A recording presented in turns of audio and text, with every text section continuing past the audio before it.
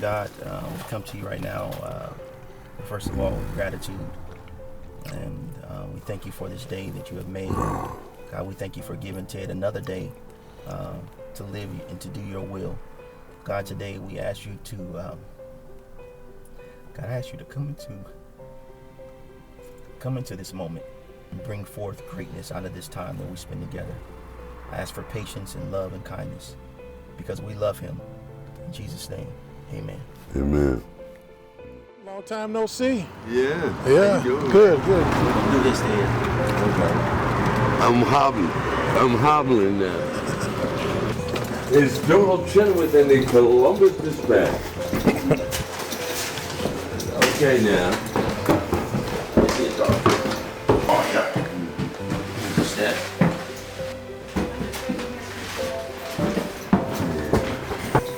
We're here.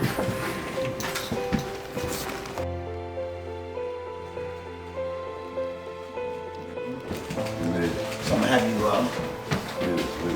have you grab my arm. Sit down.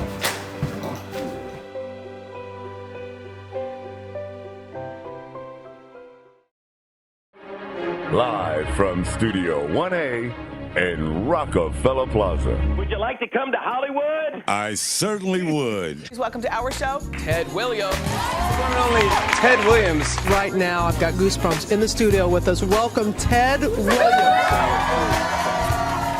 From the lonely streets of Columbus, Ohio, and abject poverty. Say something with that great radio voice. When you're listening to nothing but the best of oldies, you're listening To the bright lights of instant celebrity and golden opportunity. Williams now says his phone is ringing off the hook with more job offers than he can count. Their Miracle Man We Ted. have a lot of amazing voices. For everything from radio to movie deals. Within days, there were more than 5 million hits. You are this sensation. Cheesy noodles top. $10,000 to record 4 commercials for Kraft macaroni and cheese. I had no idea that something like this would have ever happened to me.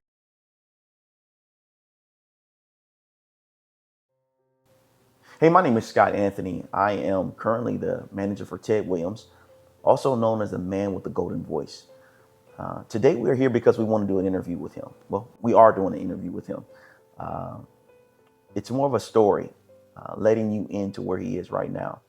I've been knowing Ted for 12 years now. We actually met at my wedding, and we've been working together ever since. And this last few years, he's really struggled in a major way. And honestly, he just can't hide it anymore. A lot of the things that I'm just now finding out about, but we'll get into that. Point is that you're about to see an interview that is raw, bare, uncut, unfiltered, and unpolished, just like the room that we're sitting in.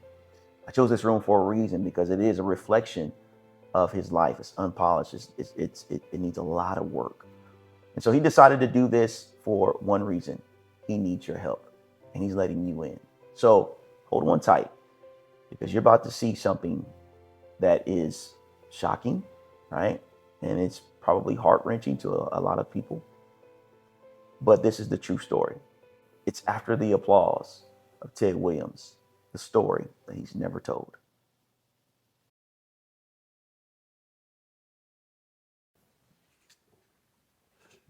Scotty, I have an idea called, I live on a street called. Yep. Okay.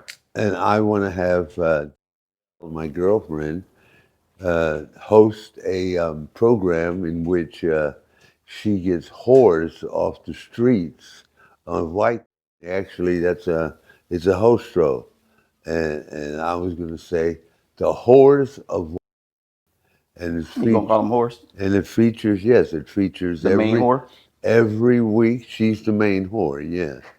But she's been recovering, and she's going around gathering a whore every week that will be transformed from the streets to Hollywood. Yeah. I come over here and have a seat. It's called Danielle and the Hordes. And then you get a sound effect. And now, welcome to the Hordes of. All right, so we're gonna remove the hat. Yep. Oh, Pam thought this was a wig. I did too. Remember I asked you that. Is it a wig? I have prostate problems and everything else. Really, I do have prostate. I'm gonna talk about that. We're gonna talk about everything. I can't pee. It hurts when I pee. It's almost like I have gonorrhea. That's that feeling that you get when you have an STD. It burns when I pee. It hurts bad. How long has that been going on? Oh, for the man, little around a year almost. Yeah. Yeah, I got medications, prostate medications. So you gone to the doctor? Yeah. It was diagnosed as somewhat of a prostate problem. Yeah. I go to the bathroom about 20 times a night. Yeah. Hang on, man. Yeah, I can't even make it to the bathroom, so I got a bedpan and everything. Yeah.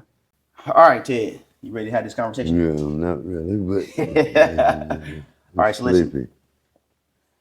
This is gonna be a real you and I brotherhood type of conversation. Okay, All right, and I know you're tired. I am. Yeah. Would you go? You didn't go to sleep, did you? I know you didn't. Every time we do, No, I wasn't getting high or nothing. I just didn't go to sleep. didn't go to sleep. Yeah. Yeah. I know a lot of times when we do things, we have things scheduled. You don't like going to sleep because you're so anticipating the next day and you don't want to miss it. And so a lot of times you stay up all night. I get it. All right. So today we're gonna be real, man, and we're gonna ask a lot of questions and we're gonna just really dig down into what's going on right now. And I know you're sleepy, so try to stay up, okay? All right.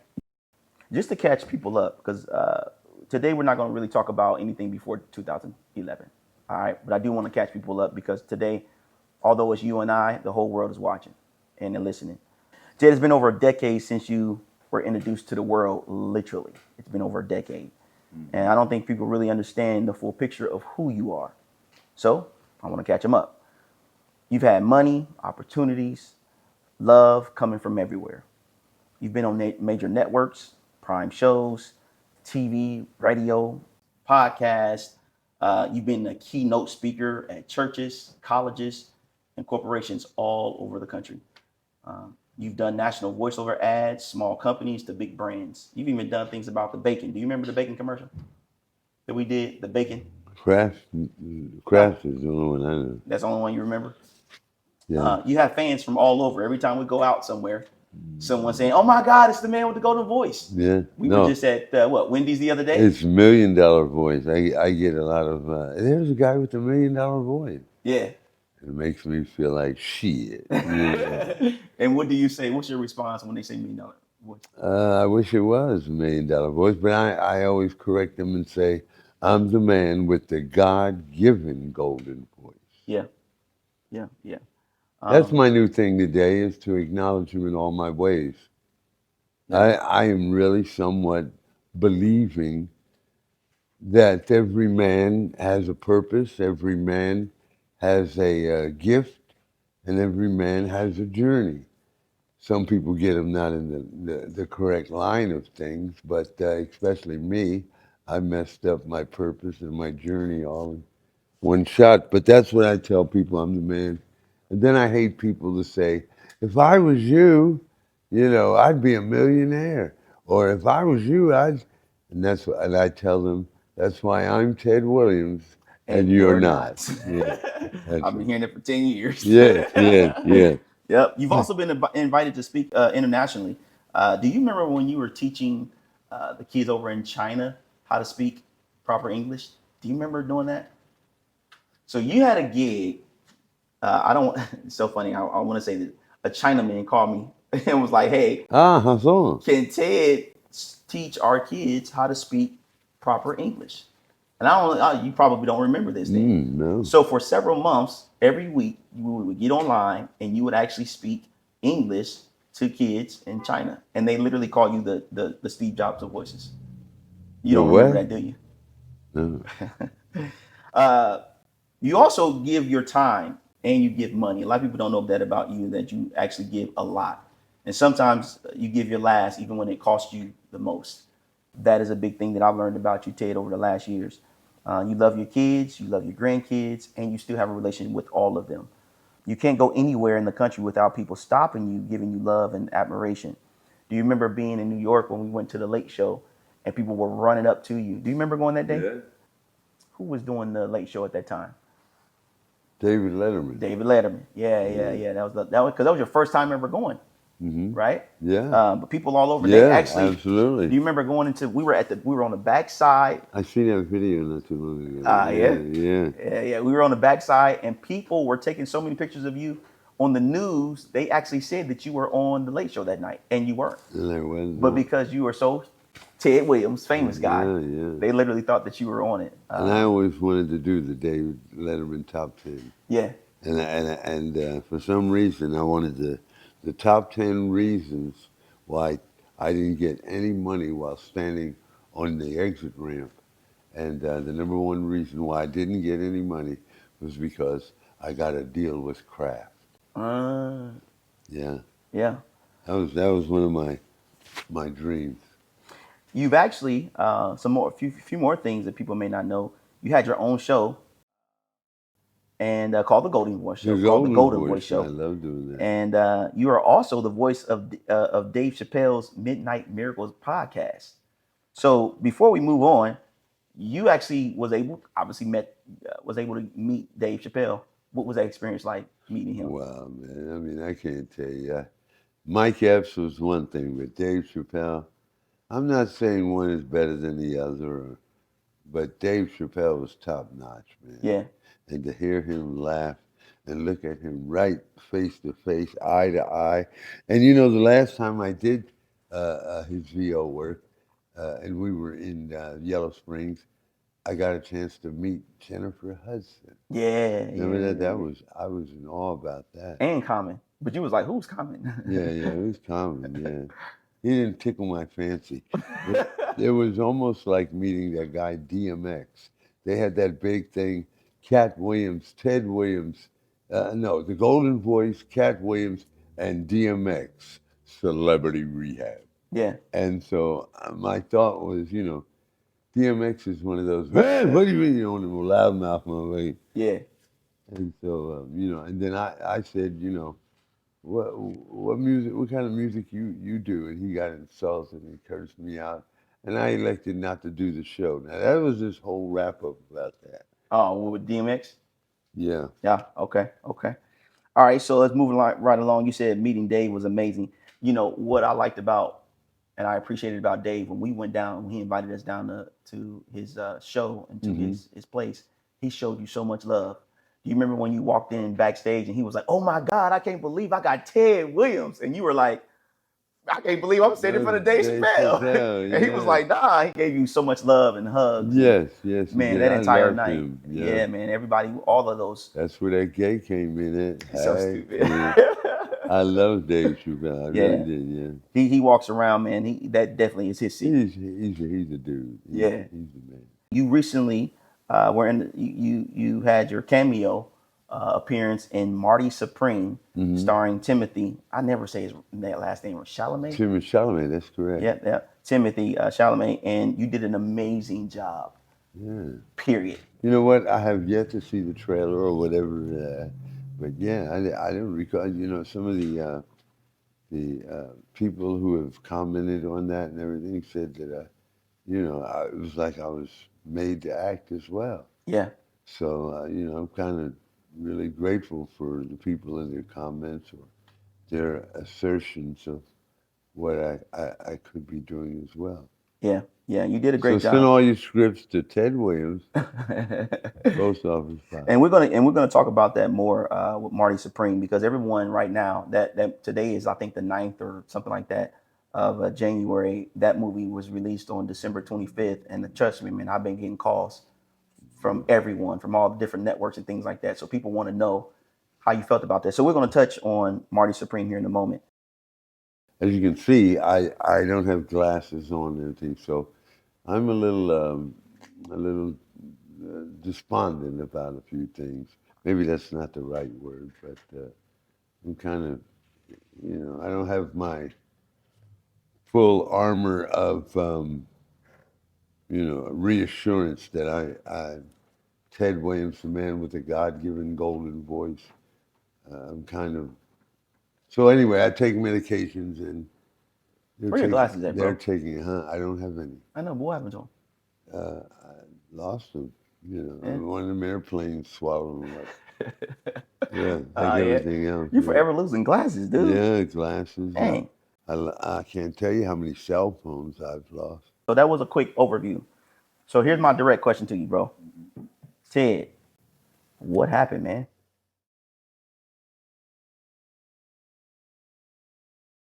I lost my girlfriend. Okay. Kathleen Marie Chambers. Her and I had a great relationship. Of course, the majority of it was the using relationship, and we both were in recovery. At the time, we had went to Origins down in South Padre Island, Texas, and she was in Manor, Texas, and came back to Columbus, and you know, one thing led to another. She was, let's just say, she passed away. I'm going to leave it at that. You can elaborate, man. We had never addressed some health issues that snuck up on us, and that was at the time that we had, you know, gotten out of rehab, and it all came up on us. Diabetes. She had COPD. Then COVID came along right during that period. And, you know, she didn't fare well with that. She was inoculated, or she got the shots 4 and 5 times and passed away. Yeah. And it just irks me. Were you there when she passed away? Actually, she was cremated, and they gave me the ashes. I have her ashes right now. And after this show, or after you show this, I'm going to put them ashes in a beautiful urn that the Inkster, Michigan police chief gave me a beautiful urn to put her ashes in. And I want to say a big hello to him. And his name is William Ratliff.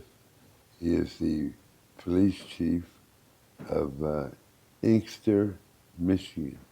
Now, what about, because your mom passed away before that as well. Were you able to say goodbye to your mom? No. And the reason why I was lost in thought, you know, my mom was really instrumental in trying to, you know, keep me grounded in terms of what all this meant to me, because she had no perception. She enjoyed the adulation that I was getting and all of the fanfare, but she had no idea. Viral video. Hell, I didn't have no idea about viral video. You know, Ted, your video went viral. Bless his heart, Doralton with the Columbus Dispatch. You know, he was responsible for shooting that video that went viral, or at least posting it. Yeah. I thought viral meant virus, and that I created a virus in which I had no knowledge of doing. So I wasn't going to let when they told me to come down to, because I had heard that the FBI, not the FBI necessarily, but chapters of the police departments went out there and solicited people. You've won this or you've done that, and to get them to come down to a meeting spot and then arrest the ass for back child support, or taxes or whatever, you know. And in my position, I was a homeless crackhead, and you know, they enticed me with a possible job and a car and. And you remember the video when they connected you back with your mom? You kept saying, "Mommy, mommy." You were just so overwhelmed. Excerpts. Yeah, you know, you were so overwhelmed. Yeah, I hadn't seen my mom in 15 years. Something that I used to pray often to God. I would say, Lord, this is going to be the year that I'm going to make a turnaround and commit myself to doing the right things. Please let my mother live to see one more year. You know, I was always in fear that she would pass away before any turnaround, you know, came into my life. And there there was that one moment that I look at occasionally on YouTube where I'm seeing her for the first time in a long time, and all you see me is, Mommy, Mommy. Yeah. That was all I reverted back to my old, that was my mom, man. I hadn't seen her, like I said, in 50 years. And the only thing that she ever heard about me was, well, Julia, he's smoking crack, and, he's standing on an exit ramp, holding a sign, begging for money. And this is a woman who has educated me and showed me how to behave socially, put her everything that she had into me. And then only slap her in the face with being a homeless crackhead standing on an exit ramp, begging for money with a sign. Oh, she was like, where did I go wrong, Lord? Where did I go wrong? Doral, telling me, say something with your voice. And I figured that was my shot. Yeah. It was, And you nailed it. And then, when you're listening to nothing, yeah, that just nailed it. I guess people looked at that video and said, look at this crackhead ass. Right. Listen to his voice, Watch Family Guy. God gave me this voice. That's why I say I'm the man with the God-given golden voice. Yeah. I don't even consider myself a golden voice because I think of Morgan Freeman. I think of James Earl Jones and all of those great voices. Those are golden voices. Yeah. I don't know where that golden came from. Because it's golden, baby. Yeah, the good Lord above gave me that golden title. Yeah. So I wear it well, I always acknowledge him. Yeah, it's golden. So you lost your mom, and she was a beautiful woman. Because thank you for allowing me to meet her. Because remember, we flew to New York, and we went into your bedroom that you was raised in, and recorded all this stuff that people can find online. Yeah. But soon after Kathy passed, Yeah. you had your best friend pass. Mark. Yeah. I was just, all of that just came at one time, man. It was a little hard to bear. Yeah. How did that affect your heart and losing everyone like back to back? Well, it didn't cause me any heart attacks, but it let me know that, life is precious and living it one day at a time was all we could ask for. But, here today, gone tomorrow. You, in fact, have lost some in-laws. Yeah. The same way, one day here and next day gone. So I always think of the Bible when it speaks of life expectancy, the 7 scores of 10, 70 years old. Yeah. I figured I'm 68 right now, 2 years away from 70. But my thoughts is always like, if you make it to 70, male or female, then you've pretty much been communicating with God in some sort of way. Acknowledge me in all your ways. So you've been acknowledging him. But if you live to see 80 and 90, you're not only been conversating or acquainted yourself with God, you were sitting there with God, so to speak, as far as I was thinking. Yeah. And you make it to 100, yeah.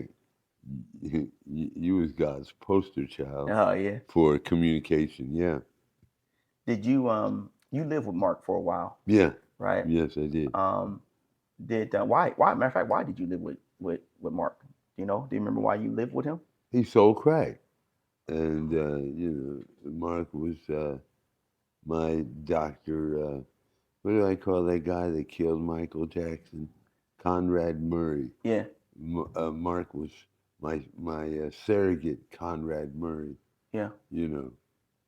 And Ted, I want you to clean up this, that, and break me off a few. Wow. And break me off a little something. I would clean up, and I earned my keep because I didn't have no job or nothing to pay him any rent. So my reward was, I can't make that noise I used to. Yeah, teeth. My mouth. Yeah. How do you know how Mark died? Congestive heart failure. Yeah, and you said he was doing drugs as well. Well, weed. That's all he did. Sold drugs, but okay. Weed. Yeah. Yeah. What does grief look like for you, Ted? Grief? Grief. Yeah. What does it look like for you? I don't know. I used to always ask God, why? Why me? I mean, why her instead of me? Kathy, I'm speaking of. Yeah. I was with that girl for quite some time, and not an inkling of any sicknesses or anything that we were faced with. And then all of a sudden, boom, her health just deteriorated the minute. And you know, one of the doctors told me what had kept her alive up until that point was exercise, walking. We were some walking fools. Man, yes, y'all walk we everywhere. walked everywhere, all throughout the city of Ohio, Columbus, excuse me. And so that's what kept her alive. After having those type of losses, it literally sometimes changes the mind of a person. It makes them look at the world totally different. In your life, who hurt you the most? Who hurt you the most? Wow. Hurt me what, psychologically, physically? Because my father used to whip my butt. You talk about that a lot. Yeah, that man. Did you think you deserved those whoopings? Yes, he was a disciplinarian, very, very hard. I used to always think that because I wasn't biologically his son, I was adopted into the household. And so I always think he, tore my ass up because I wasn't, You talk about that a lot in different interviews. That must really have had an effect on you. Who else, man? Like in your heart, other than just whoopings physically, hurt your heart. Is this going to be edited? Who's hurt my heart the most?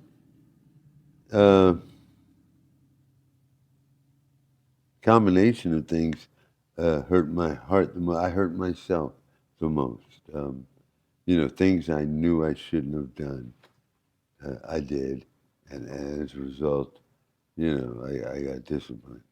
But I think more than anything, I gave myself a raw deal. Yeah. Why would you say that? Why do you say that? What are some of the things that you think that you've done to yourself? I was always, this is horrible. I was always my own worst enemies. I used drugs early. I was drinking at the age of 9, 10 years old. I was drinking and using alcohol. I was sexually active at 11, Yeah. Busting them draws down, brother. Well, we used to talk about that on the Golden Boy show. Yeah. You let it all out on the Golden Boy show, Yeah, boy. man. We gonna talk about that. We gonna get into that. I was exposed to sex at a very early age. Yeah. And I'm not talking about just masturbation. I'm talking about draws drop.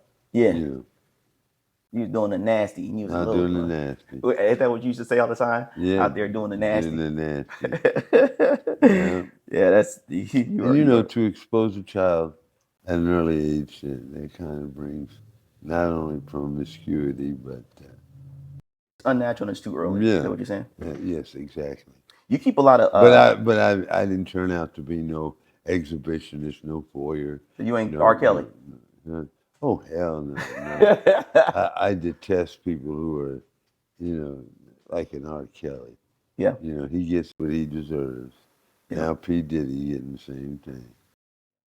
You keep a lot of unsavory people around you. Why do you do that? You hear my question? You keep a lot of unsavory characters, some very questionable people around me. Some people wouldn't let half the people that I'm around. I do that because that's what I do, I don't act bougie or nothing. I'm just down to earth brother, and I can take the down to earth. I always love a little gutter, if that makes any sense. I could be. You said a little gutter. A little gutter. Everybody has to have a little gutter. Yeah. And I don't like no bougie people. Yeah.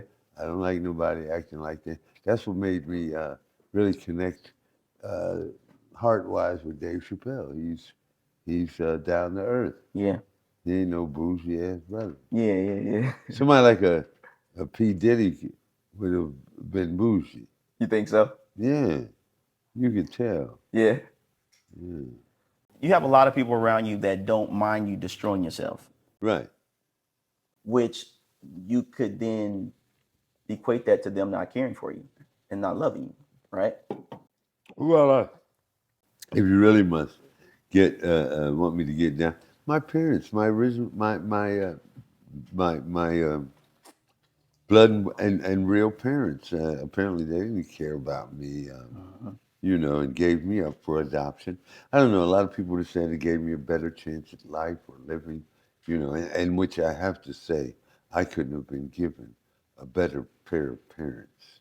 You know, I traveled all over the world and various things that only my friends back in Brooklyn only dreamed about or seen on TV that would have given a right arm, you know, to have gone to Mexico City, to Acapulco.